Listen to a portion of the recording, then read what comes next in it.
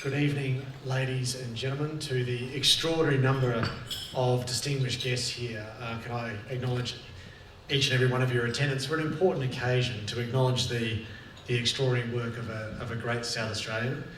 Can I too acknowledge that we are getting together on the lands of the Gun people tonight and pay my respect to their elders past, present and emerging. And I don't mind saying in this forum, as I say in others, we make that acknowledgement in what is a really important year in the context of Indigenous affairs, not just in South Australia, but our country, as we face the prospect of the first referendum in our federation this century. I'd also like to specifically acknowledge someone that hasn't got too much attention thus far this evening, and that's Lindsay.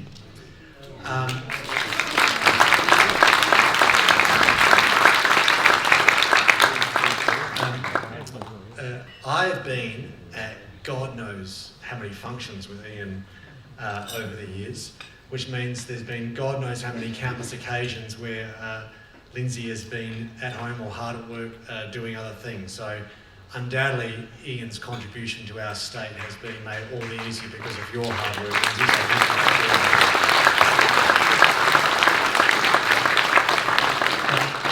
Lindsay. So as has been mentioned, Ian's contribution goes back a way. He has outseen a very large number of premiers. My research tells me that you've seen off 9 premiers, Ian, and you've seen off 10 treasurers. And in order to be able to do that with such longevity and maintain the respect of countless leaders throughout the state means that we're dealing with someone who has got a suite of values that has guided him throughout his professional life, but probably none more important than a sense of integrity. In our state, I think it's particularly true that word spreads pretty quickly. We're not as big as Melbourne or Sydney, so people remember. Most people in this room will have relatively long memories and a degree of familiarity with one another in the room, which means if you do something wrong, others are going to find out about it pretty quickly. And there are a few rules that I think most of us here tonight would seek to abide by when we contemplate various challenging situations we might encounter in a professional context. And I sort of would mention a few of them along these ones. The first one is that when you say you've got to do something, you do it. The second thing is when you make a deal, you've got to stick to it. But the third one probably doesn't get talked about very much, and that's the value of discretion. We all love to talk. It's part of the human condition, particularly for A-type personalities, which Ian has to deal with on a day-to-day basis. And that's just Peter Hurley. And for the record, Peter, through the process of deduction, I think I've been able to ascertain and identify who those were at the infamous function to which you refer. I'm guessing a senator. I'm guessing that I too would never want to be on the end of one of those death stairs. But the value of discretion is something we probably don't talk about or think about enough. There's something about us as human beings, when we find out a piece of information that no one else knows, everyone always wants to tell someone.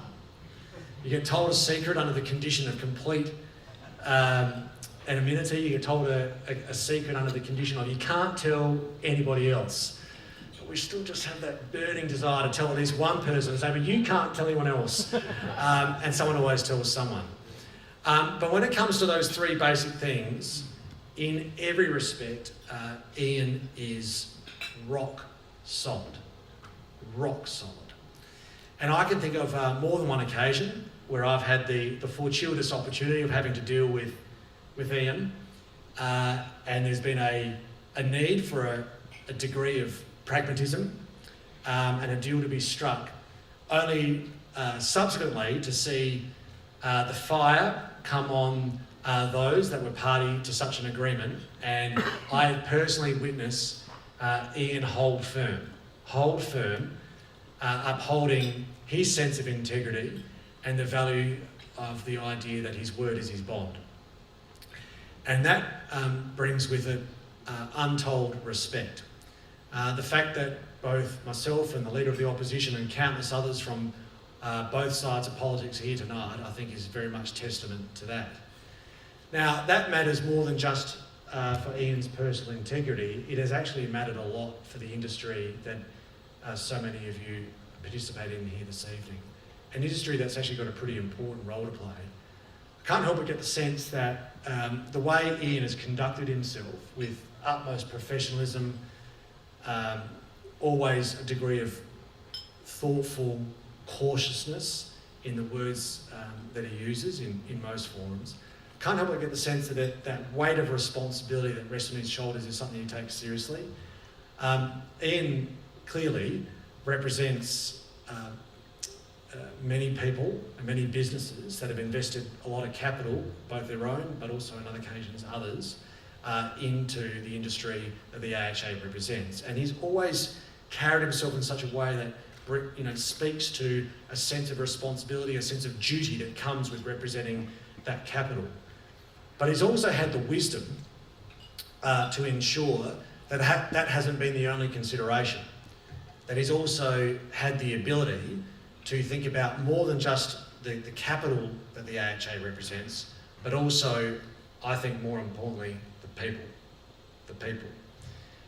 This industry, first and foremost, is about people and the desire to socialise and enjoy one another's company. And there are 26,000 people in South Australia that work within this industry. And many of them are in a job today because of the way that Ian hasn't just advocated their interests, but also done it with that integrity that brings with it such great value and respect. There are people in work today experiencing the dignity of work because of your efforts, Ian. And I can't think of a greater accomplishment or what could possibly provide a greater degree of satisfaction than that undisputable fact. And for that, on behalf of the Government of South Australia and on behalf of so many people in this room, I really want to thank you. I really want to thank you.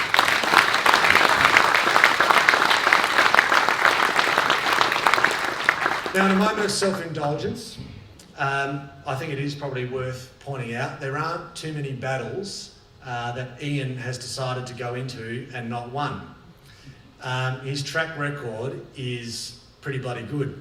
His ability to know when to lay down the sword and apply pragmatism has pretty much always been the right call, but also his ability to know, no, this isn't one where you're going to be pragmatic, but rather stick to your guns and fight. He's always known when to do that. And he's won more battles than he's lost. In fact, I can't think of too many that he's lost, except for one, which doesn't win me many friends in this room, so I won't talk about it. But that track record speaks to more than just a degree of integrity, but also an intellect and a prowess that I hope, Ian, you continue to apply in whatever professional endeavour you choose to do from this point on. And I, for one, will be advocating that you continue to apply your craft for many, many years to come. Thanks very much.